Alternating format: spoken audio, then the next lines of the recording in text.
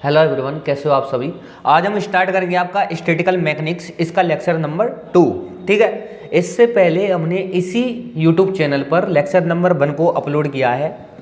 हमने lecture number 1 को upload किया है। इस लेक्चर नंबर 1 में आपको क्या मिलेगा, इसमें आपको मैंने बताया था मैक्रो स्टेट, माइक्रो स्टेट, और ये दो बताए थे मैंने। मैक्रो स्टेट बताया था, माइक्रो स्टेट बताया था। ठीक है, और एक्सेसिबल स्टेट के बारे में बताया था, और बताया था आपको एक्सेसिबल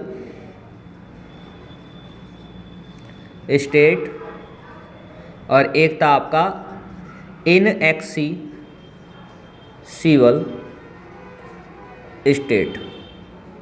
ठीक है, ये मैंने आपको बताए थे। सबसे पहले मैंने आपको स्टार्ट किया था, थोड़ा सा समराइज कर देता हूँ इस लेक्चर को। सबसे पहले मैंने स्टार्ट किया था तो मैंने बताया था कि एस बराबर क्या होता है आपके पास, के एल एन ओमेगा। ठीक है, यहाँ जो एस है ये आपकी क्या है, एंट्रोपी। के यहाँ पर के बी क्या है, ये के बी है। के बी क्या है आपका, वोल्टेज मान कांस्टेंट है। और यहाँ जो ओमेगा है इसको कहते हो आप माइक्रो स्टेट। समझ गए यहाँ तक, इसको कहते हो आप माइक्रो स्टेट। अब नेक्स्ट मैं बात करूं, सबसे पहले हमने मैक्रो स्टेट के बारे में पढ़ा था। तो मैक्रो स्टेट में क्या हुआ था, पॉसिबल वे कितने होते हैं, मतलब इसकी कहने का से क्या हुआ, जैसे कि मैंने आपसे बोला कि आपके पास कोई बॉक्स एक है, कोई दूसरा बॉक्स है आपके पास, दूसरा बॉक्स है। ठीक है, ये दो बॉक्स है आपके पास। अब आपके पास यदि ए बी और सी और डी, ये यदि 4 पार्टिकल्स हैं आपके पास, समझना थोड़ा सा समझो इसको। 4 पार्टिकल हैं, ए बी सी और डी, 4 पार्टिकल। इन 4 पार्टिकल का मेरे को क्या करना है, हमको क्या करना है, इसका डिस्ट्रीब्यूशन करना है इसका। इनको मतलब इसमें डालना है, इसमें डालना है। तो इसमें फिल कैसे करोगे आप, बॉक्स 1 और बॉक्स 2 में इन 4 पार्टिकलों को कैसे फिल कर सकते हो, वो डिस्ट्रीब्यूशन आपको देखना है। ठीक है, और कितने टाइप का डिस्ट्रीब्यूशन होगा, कितने तरीकों से हो सकता है, वो आपका कहलाएगा मैक्रो स्टेट। ठीक है, इसके लिए जैसे मैं सारणी एक टेबल बना दूं, तो यहाँ पर देखो आपके पास बॉक्स है, ये बॉक्स पहला, ये बॉक्स सेकंड, और यहाँ आपका दे रखा है डिस्ट्रीब्यूशन। ऐसी मैंने एक टेबल बनाई थी। ठीक है, जैसे कि पहले बॉक्स में मैं कितना करूं, पहले बॉक्स में 4 पार्टिकलों को डाल दूं, ये भी 4 पार्टिकल मैंने अपलोड कर दिए। ठीक है, तो यहाँ एक भी पार्टिकल नहीं है, 4 पार्टिकल यहीं फिक्स कर दिए ए बी सी डी, तो यहाँ पर एक भी पार्टिकल नहीं है। यहाँ पर जैसे कि मैं बात करूँ, उसके बाद मैं यहाँ पे 3 पार्टिकल डाल देता हूँ, 3। तो यहाँ पे आपको डालना कितना पड़ेगा, एक पार्टिकल की नीड है इधर। यहाँ मैं 2 पार्टिकल भी डाल सकता हूँ, दोनों में 2 पार्टिकल इधर और 2 पार्टिकल इधर। इसका उल्टा भी हो सकता है, यहाँ 1 पार्टिकल या 3 पार्टिकल, ऐसा भी हो सकता है। और एक इसका जस्ट अपोजिट हो सकता है, यहाँ पे 0 पार्टिकल और यहाँ पे भी 4 पार्टिकल। और कोई पॉसिबल बनता है क्या, बताओ, और कोई पॉसिबल वे है यहाँ पे, इसके अलावा कोई बन सकता है। ये आपकी टेबल बन गई, ये आपकी टेबल बन गई है। ठीक है, ये आपका डिस्ट्रीब्यूशन, ये बॉक्स है आपके पहला, दूसरा, और ये आपका ये टाइप। अब देखो कितने टाइप हो गए, कितने तरीकों से आपने डिस्ट्रीब्यूशन किया है। ये 4 0 1 2 3 4 और 5, ये देखो 1, दूसरा तरीका, तीसरा तरीका, 4th और 5, 5 तरीकों से 5 वे हो गए, 5 पॉसिबल वे हो गए डिस्ट्रीब्यूशन के। तो ये 5 वे हो गए, तो 5 क्या है यहाँ पे, माइक्रो स्टेट है। तो यहाँ पे आपको क्या मिलेगी, जो आपको माइक्रो स्टेट मिलेगी, सॉरी ये मैक्रो स्टेट, हाँ मैक्रो स्टेट क्या मिलेगी आपको, यहाँ पे 5 मिलेगी। इसके लिए एक फॉर्मूला भी होता है जिसको कहते हैं हम, यदि आपको नंबर ऑफ मैक्रो स्टेट ज्ञात करनी है, देखिए यहाँ लिख देता हूँ आपको साइड में, नंबर ऑफ, इसका मतलब होता है नंबर ऑफ, याद रखना, नंबर ऑफ मैक्रो स्टेट, ये बराबर क्या होता है, n+1। यहाँ जो n है वो पार्टिकल्स हैं आपके पास, कितने पार्टिकल्स हैं, तो यहाँ पे कितने पार्टिकल्स हैं, 4 पार्टिकल्स हैं, ए बी सी डी, इनके लिए ज्ञात करना है। तो यहाँ पे क्या हो जाएगा, 4 + 1 बराबर क्या मिल गया आपके पास, 5। यहाँ से भी कितना मिल रहा था 5 और यहाँ से भी कितना मिल रहा है 5। तो मैक्रो स्टेट कैसे ज्ञात करोगे? इस डिस्ट्रीब्यूशन के आधार पर कि कितने पॉसिबल वे बनते हैं अपने पास डिस्ट्रीब्यूशन के, ठीक है। इस डिस्ट्रीब्यूशन के आपके पास कितने पॉसिबल वे हैं, वो सभी क्या होते हैं आपके मैक्रो स्टेट। अब माइक्रो स्टेट कैसे ज्ञात करोगे वो भी मैंने बताया था, तो उसका भी मैं थोड़ा सा बता देता हूँ आपको।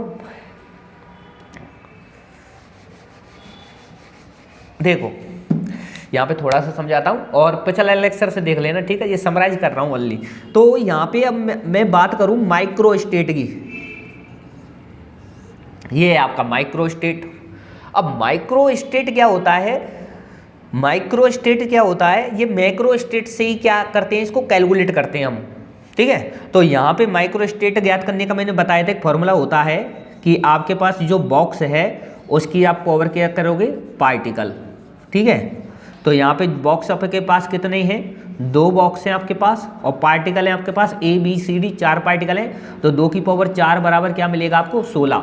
तो यहाँ पे माइक्रो स्टेट क्या है इसकी 16, इस वाले डिस्ट्रीब्यूशन के लिए 16 माइक्रो स्टेट यहाँ पे मिलती है आपको, ठीक है। और मैंने इसको माइक्रो स्टेट को आपको बता रखा है, इस एक टेबल बना रखी है, उस टेबल के माध्यम से मैंने इसको समझाया हुआ है अच्छे से। जो पिछला लेक्चर से देखेंगे उनको ये समझ में आ जाएगा, इतना मैं बता दिया। एक्सेसिबल स्टेट क्या होती है? एक्सेसिबल स्टेट वो स्टेट होती है जिसमें कि हमको ये इसकी ये कॉम्बिनेशन मिले ना, इधर क्या मिला था देखो, एक सेकेंड देखो, अब मैं बात कर लेता हूँ। अब देखो एक्सेसिबल स्टेट के बारे में देख लेते हैं थोड़ा सा। एक्सेसिबल स्टेट, तो ये एक्सेसिबल स्टेट क्या होती है, देखिए यहाँ पे जैसे कि आपको क्या मिल रहा है, एक कॉम्बिनेशन मिलता है 4 0 का, एक कॉम्बिनेशन मिलता है 3,1 का, एक कॉम्बिनेशन मिलता है आपको 2,2 का, एक कॉम्बिनेशन मिलता है 1,3 का, एक कॉम्बिनेशन 0,4 का। यहाँ पे कोई भी जो पार्टिकल्स है, मतलब कोई बॉक्स है, कंपार्टमेंट या बॉक्स, क्या कहते हैं इसको, कंपार्टमेंट, या इसी को कहते हैं आप बॉक्स। या तो आपके एग्जाम में कंपार्टमेंट देगा या आपको बॉक्स देगा, बात एक ही है, ठीक है। तो इन कंपार्टमेंट या बॉक्स में से कोई भी मतलब रिक्त नहीं होना चाहिए, मतलब एम्प्टी नहीं होना चाहिए। देखिए तो दोनों यहाँ पर क्या है, एक में है, यहाँ ये एम्प्टी हो गया, ये 0, यहाँ पे भी ये क्या है 0, तो कोई भी एम्प्टी नहीं रहेगा, वो कैसा रहेगा, इनएक्सेसिबल स्टेट। और ये सभी क्या है, 3 1 2 2 1 3, ये तीनों क्या है, एक्सेसिबल स्टेट। और 0 जहाँ पर मिल जाएगा आपको, जो एक बॉक्स यदि आपको एम्प्टी मिल जाए, उसको बोलते हैं हम इनएक्सेसिबल स्टेट। उसको क्या बोलते हैं, इसको, इस वाले ये क्या कहलाएंगे, इनएक्सेसिबल स्टेट। ओके, यहाँ तक आपको समझ में आया होगा, इनएक्सेसिबल स्टेट, ठीक है। ये वाला कोई भी एक यहाँ पर क्या है, इसके लिए आप लिख लो, इसके लिए आप ये वाली बात मैंने लिखा दी आपको, क्या लिखा दी, यहाँ पे आ जाए, find number of macro state such that no compartment, ये क्या है, नो कंपार्टमेंट, या आ जाए आपके पास बॉक्स इज एम्प्टी। क्या आ जाए, find number of macro state such that no compartment या बॉक्स इज एम्प्टी। तो इसके लिए क्या होगा कि कोई सा भी सच डेट क्या कह रहा है, ये कोई भी कंपार्टमेंट बॉक्स यहाँ पर एम्प्टी नहीं होना चाहिए, वो क्या कहलाता है आपका एक्सेसिबल स्टेट कहलाता है। यदि कोई भी कंपार्टमेंट आपका यहाँ पे बॉक्स क्या है, एक में भी यहाँ 0 मिल जाए, तो बॉक्स यदि खाली है तो आप क्या कहोगे, उसको इनएक्सेसिबल स्टेट कहोगे। ये वाली बात समझ में आई। चलो तो अब मैं टॉपिक को स्टार्ट करता हूँ, लेक्चर नंबर 2। लेक्चर नंबर 1 आप देख लेना, ठीक है, कोई भी दिक्कत आए वहाँ से पूछ लेना, क्योंकि माइक्रो स्टेट और मैक्रो स्टेट के बारे में मैं कंप्लीट यहाँ पे आपको बता चुका हूँ, ठीक है। तो इस लेक्चर नंबर 2 में हम बात करें तो यहाँ पे आप लिखोगे वेरी इम्पोर्टेंट फॉर एग्जाम के ये पॉइंट ऑफ व्यू से क्या है, इम्पोर्टेंट है। क्या है, सबसे पहले मैं नॉन रिलेटिविस्टिक केस की बात करूं, यहाँ मैं बात करता हूं नॉन रिलेटिविस्टिक केस। जानते हो ना नॉन रिलेटिविस्टिक केस क्या होता है, पढ़े हो है? क्या होता है नॉन रिलेटिविस्टिक केस? जहां पर वेलोसिटी जो होती है ना पार्टिकल की, वो वेरी वेरी लेस देन होती है किससे? वेलोसिटी ऑफ लाइट से। ठीक है, ये वाली बात होती है ना, वेरी वेरी लेस देन सी। हेयर ये भी बताना पड़ेगा, बी क्या है? वेलोसिटी ऑफ, यहाँ क्या है आपका? पार्टिकल। ओके, सी क्या है आपका? वेलोसिटी किसकी? लाइट की। ओके, समझ गए अब तो? ठीक है, अब आ जाओ, इधर आ जाओ, इसका काम नहीं है। ठीक है, ये इतना ही समझ लो। किसके बारे में बात कर रहे हैं हम कर रहे हैं नॉन रिलेटिविस्टिक केस के लिए। तो नॉन रिलेटिविस्टिक केस के लिए हम बात करते हैं, तो यहाँ सबसे पहले क्या आता है? फर्स्ट आता है फ्री पार्टिकल। कौन सा आपका? Free particle. 5 नंबर का सीधा सीधा नेट के एग्जाम में क्वेश्चन मिलता है, यहीं से समझ लेना अच्छे से, एक बार समझाऊंगा। ठीक है, आराम से समझना। फ्री पार्टिकल के लिए क्या होता है भाई? फ्री पार्टिकल के लिए जो एनर्जी होती है वो होती है p² डिवाइड बाई 2m, यही होती है ना, समझ गए? p² divide by 2m। तो यहाँ जो b है आपका वो क्या मिलेगी आपको? 0, पोटेंशियल एनर्जी 0 मिलेगी फ्री पार्टिकल के लिए। तो यहाँ से हम क्या कह सकते हैं? यहाँ से हम E जो है वो डायरेक्टली प्रोपोर्शनल किसके है? p² के। ये तो कांस्टेंट है भाई, मास, द्रव्यमान। तो ये डिपेंडेंसी किस पे हो गई इसकी? p² पे हो गई। ठीक है, तो यहाँ हमको यदि ज्ञात करना पड़े ओमेगा ई, ठीक है, ये वाला, तो यहाँ ये प्रोपोर्शनल किसके हो जाएगा?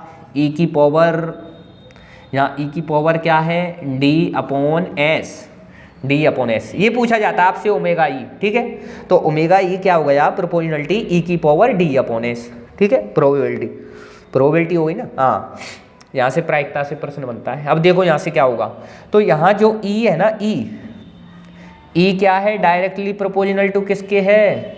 सुनो, ये p² के है ना। हाँ, इसको ऐसा कर लो। हाँ, E यहाँ पर प्रोपोर्शनलिटी किसके? P, और P की पावर क्या होती है? S। तो यहाँ से मैं कंपेरिजन करूँ कि P की पावर S है, तो S बराबर कितना है यहाँ पे? 2। तो S बराबर यहाँ पे कितना मिलता है आपको? 2। और जैसे कि मैं अब इसको अप्लाई करता हूँ किसमें? 1 डायमेंशन में। यदि आपके पास ये फ्री पार्टिकल किस में है? 1 डायमेंशन में है। तो 1 डायमेंशन में 1 मिमी में हम बात करें तो ये क्या हो जाएगा? यहाँ से ओमेगा ई, ओके, ये प्रोपोर्शनलिटी किस पे रहेगा? ई की पावर डी क्या है यहाँ पे? डायमेंशन कितना है? 1 डायमेंशन में 1 हो गया, डिवाइड बाई एस का मान कितना है? 2, तो 1/2 ये हो गया। ठीक है, यहाँ ये भी लिख लेना आप, साइड में ये लिख लेना। डी यहाँ पर क्या है? डी यहाँ पर है डायमेंशन। डी यहाँ पर क्या है? डायमेंशन है। ओके, अब ये हो गया 2D के लिए। 2 डायमेंशन के लिए देखो, 2 डायमेंशन के लिए ओमेगा ई कैसे ज्ञात करोगे? ओमेगा ई प्रोबेबिलिटी, ये क्या हो जाएगी? प्रोपोर्शनल टू ई की पावर क्या है? d/s। 2D के लिए d का मान कितना हो गया? 2 हो गया। डिवाइड में क्या हो गया? s का मान कितना है? 2 फ्री पार्टिकल के लिए। तो ये तो 2/2 क्या हो गया? 1। तो ओमेगा यहाँ पर क्या बनेगा? e, और प्रोपोर्शनलिटी e बन गया। एक 3D में भी पूछ सकता है, यहाँ लिख लो 3 डायमेंशन के लिए। 3 डायमेंशन के लिए आप बताओ मेरे को, ओमेगा ई प्रोपोर्शनलिटी ई की पावर 3 डिवाइड बाई 2, सही है ना? हो गया। डी का मान 3 डायमेंशन है, और 2 यहाँ पर क्या है? एस का मान है, जो ई पी की पावर है। पी की पावर क्या होती है? एस। पी की पावर क्या होती है? ये पी की पावर एस, ये बता रखा। तो एस बराबर कंपेरिजन किया तो क्या मिलेगा? 2।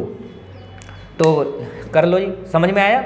इसके बाद मैं नेक्स्ट बताता हूँ, ये तो फ्री पार्टिकल के लिए। अब सेकंड एक क्वेश्चन से देखें, यहाँ से ये वाला होना चाहिए आपका। ठीक है, आज इतना ही कराऊंगा, और बताना आपको कैसा ये लेक्चर्स लगा है, बता देना सब कुछ, कमेंट किया करो आप, है ना। अब नेक्स्ट मैं बात करूँ, यहाँ पे एक क्वेश्चन है आपके पास, E बराबर एच कट स्क्वायर के स्क्वायर, ये दे दिया आपको। और आपसे पूछ रहा है क्या, प्रोबेबिलिटी ओमेगा ई पूछ रहा है आपको, थर्मोडायनेमिकल प्रोबेबिलिटी जिसको बोलते हो आप। तो यहाँ से ये पूछ रहा है, तो कैसे ज्ञात करोगे ये, देखो कैसे ज्ञात करोगे। सबसे पहले मैं बताऊं तो यहाँ पे P बराबर आपने पढ़ा होगा क्या होता है, एच कट के। P बराबर क्या पढ़ा है आपने, एच कट,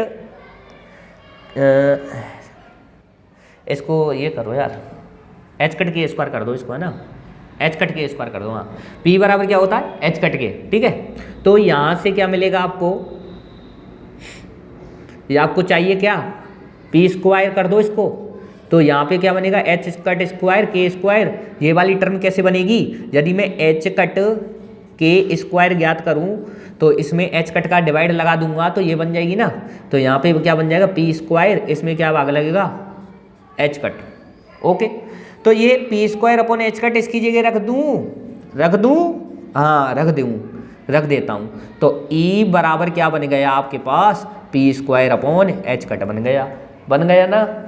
तो E को मैं डायरेक्टली क्या प्रोपोर्शनलिटी P स्क्वायर हो जाएगी, नहीं हो जाएगी, हो जाएगी ना, कन्फर्म, श्योर हो ना। हाँ, क्योंकि यहाँ पे एच कट क्या है भाई, ड्रैग कांस्टेंट है एच कट, जिसको आप h अपन 2 लिखते हो। h क्या होता है, Planck constant, 6.62 into 10⁻34 joule second. और h कट की वैल्यू क्या होती है, 1.054 इंटू 10⁻34 जूल सेकेंड। ये सब आप याद रखना, इतना आपको होना चाहिए, ठीक है। ये h कट क्या है, ड्रैग कांस्टेंट है, ठीक है। तो E प्रोपोर्शनलिटी क्या हो गई, P स्क्वायर हो गई। फिर दोबारा वही है, देख लो, जो फ्री पार्टिकल के लिए था, तो इसके लिए भी बंडी के लिए क्या फॉर्मूला लगेगा, फॉर्मूला ये लगा दोगे, ओमेगा ई, ये प्रोपोर्शनलिटी ई की पावर, सॉरी ये करो, ई की पावर यहाँ क्या बनेगा, D upon S. One dimension के लिए यहाँ लिख लो, पहले उसकी तारीख कर लोगे, अभी तो कराया है। वन डायमेंशन के लिए ओमेगा ई कितना हो जाएगा, ई की पावर 1 अपॉन एस बराबर कितना है यहाँ पे 2। यहाँ से एस बराबर क्या मिल रहा है आपको, 2 ही तो मिल रहा है, तो लिख दो ई की पावर प्रोपोर्शनलिटी ई की पावर 1/2। ओके, 2D के लिए डायरेक्ट रख रहा हूँ, ओमेगा ई प्रोपोर्शनलिटी क्या मिल गई, ई। 3D के लिए क्या करोगे, ओमेगा ई प्रोपोर्शनलिटी क्या मिल गई, ई की पावर 3/2 कर लोगे ना, ये हो गया। अब एक और बता देता हूँ आपको, उससे आपको ये समझ में आ जाएगा। एक और देख लेते हैं, समझ में तो आ रहा है ना, याद रखना, एग्जाम में पूछे तो डायरेक्ट यहाँ से टिका के आओगे आप, ठीक है। नेक्स्ट में एक और क्वेश्चन आप देख लो कि E बराबर क्या होता है, एच कट के। ओके, ये कर लो। तो P बराबर आप जानते हो क्या होता है, एच कट के होता है, तो डायरेक्ट E बराबर क्या रख दूँ, P, सही है ना। E यहाँ पर क्या है, प्रोपोर्शनलिटी P, यही तो है। तो P की पावर यहाँ पर क्या है 1, तो S बराबर क्या मिलेगा आपको, 1 मिल जाएगा नहीं मिल जाएगा। तो अब आप जानते हो ओमेगा जो E है वो क्या होता है यहाँ पे, प्रोपोर्शनलिटी ई की पावर D अपॉन S, ये फॉर्मूला आप जानते हो। यहाँ से आपको क्या मिलेगा, देखो यहाँ से आप देखो, वन डायमेंशन के लिए, बंडी के लिए क्या है, omega E proportional to E की पावर D का मान 1 और S का मान भी 1, तो क्या मिल गई आपको यहाँ पर E डायरेक्ट। 2D के लिए देख लो, 2D के लिए omega E directly proportional to E की पावर 1/2, यही तो होगा, नहीं सॉरी, E का स्क्वायर हो जाएगा, है ना, E का स्क्वायर हो जाएगा, क्योंकि D का मान 2 और S का मान 1। और 3D के लिए भी आप देखोगे तो ओमेगा यहाँ पर E आपको ज्ञात करना है, तो ये हो जाएगा E3, ठीक है, E1 E2 E3 डायरेक्ट, यदि E प्रोपोर्शनलिटी P1 है, ठीक है। यहाँ पर S की वैल्यू क्या होती है, 1 होती है, ठीक है। कर लो इसको, करो ये, पॉज करके कर लेना जी आराम से, ठीक है। मैं जल्दी एक लेक्चर बना देता हूँ ये कंप्लीट। अब बात करते हैं हम डेंसिटी ऑफ स्टेट, देखो ये इंपॉर्टेंट है, ये भी इंपॉर्टेंट है, डेंसिटी ऑफ स्टेट। तो डेंसिटी ऑफ स्टेट में मैं बात करूं तो ओमेगा प्राइम ई बराबर इसको बोलते हो आप डेंसिटी ऑफ स्टेट और डॉट डीई। ठीक है, ये क्या है इसका फर्स्ट डेरिवेटिव, किसका, थर्मोडाइनेमिकल प्रोबेबिलिटी का। ओके, ये बराबर किसको होता है, डेंसिटी ऑफ स्टेट मल्टीप्लाई क्या है, डीई। तो यहाँ से मैं बात करूँ तो यहाँ पे क्या हो जाएगा, ओमेगा डैश ई बराबर में जी ऑफ ई। ओके, और यहाँ आपका आ जाएगा डीई। ठीक, बेहर लिख लो, बेहर जहाँ जो जी ऑफ ई है, जी ऑफ, ये सही कर लो इसको, जी ऑफ ई है is known as, where G of E is known as density of state, density of state आता है ना एग्जाम में, डेंसिटी ऑफ स्टेट कर लो। यहाँ एग्जाम्पल के लिए एक एग्जाम्पल लिख लो, ई लास्ट है ये, कल कराऊंगा फिर। ई प्रपोजनलिटी यदि दे रखी है आपको पी की पावर यहाँ पर एस, ठीक है, ओमेगा ई आप जानते हो, ओमेगा ई आप कैसे निकालते हो भाई, ई की पावर क्या निकालते हो आप, डी अपॉन में एस, यही होता है ना, ये क्या होता है डी अपॉन में एस, ऐसे ही करते हो ना, अभी बताया था। उसके बाद इसका प्राइम ले लूँ, इसका प्राइम ओमेगा प्राइम यहाँ पर ई, ठीक है, ये प्रोपोर्शनलिटी क्या हो गया, डी की डी अपॉन एस आ जाएगा इधर डेरिवेटिव में, ई की पावर कितनी आ जाएगी, डी अपॉन एस और -1 हो जाएगा ना, डी अपॉन एस ई, डी अपॉन एस की पावर -1, और क्या इसका हो जाएगा ई का डी ई। ऐसा ही होता है ना डेरिवेटिव, ऐसे ही करते हो, फर्स्ट डेरिवेटिव किया इसका।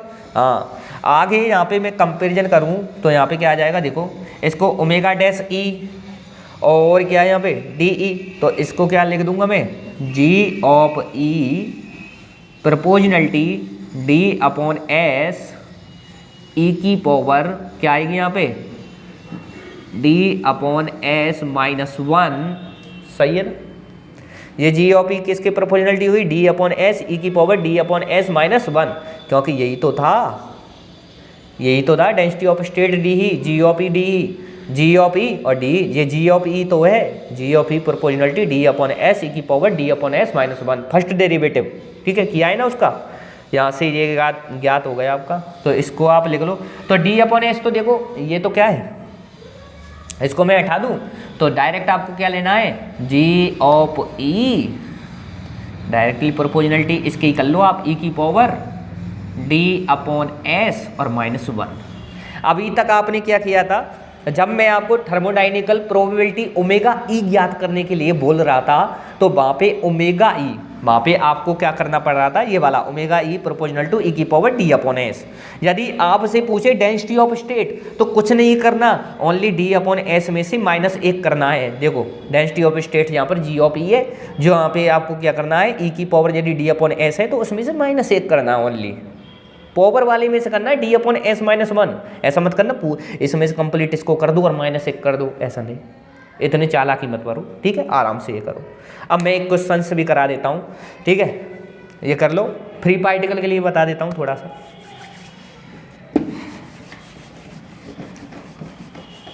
भाई चैनल को सब्सक्राइब कर लेना और वीडियो को शेयर कर देना, ठीक है,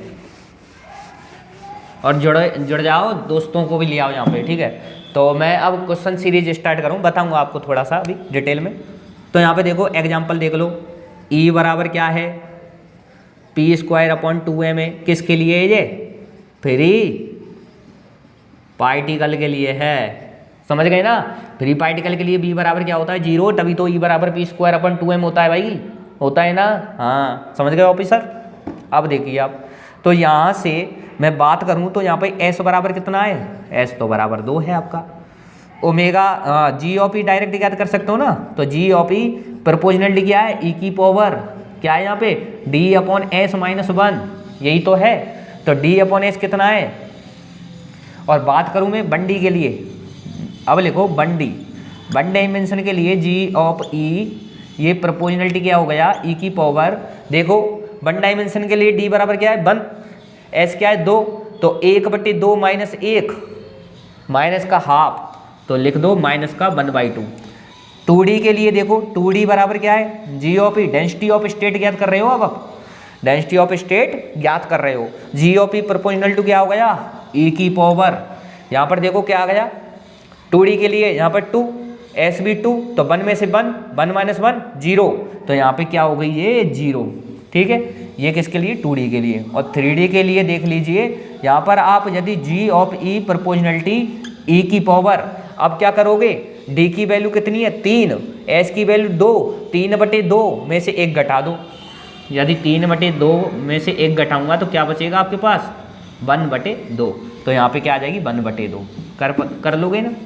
ये हो गया आपका, ये आपकी क्या हो गई, फ्री पार्टिकल के लिए डेंसिटी ऑफ स्टेट हो गई। इससे पहले मैंने पढ़ाई थी वो क्या थी, थर्मोडायनेमिकल प्रोबेबिलिटी ओमेगा जी। ठीक है, तो आज के लिए इतना ही। कल हम नेक्स्ट लेक्चर स्टार्ट करेंगे तो रिलेटिविस्टिक केस के लिए पढ़ेंगे ये सब। ठीक है, और मैं आपको एक बात बता दूं, चैनल को आप सब्सक्राइब कर लो। ठीक है, चैनल को सब्सक्राइब कर लो और शेयर कीजिए, और वीडियो अच्छी लगी हो इसको लाइक कीजिए और फॉरवर्ड कीजिए जितना आप कर सकते हो। ठीक है, थैंक यू, राधे राधे, जय श्री कृष्णा।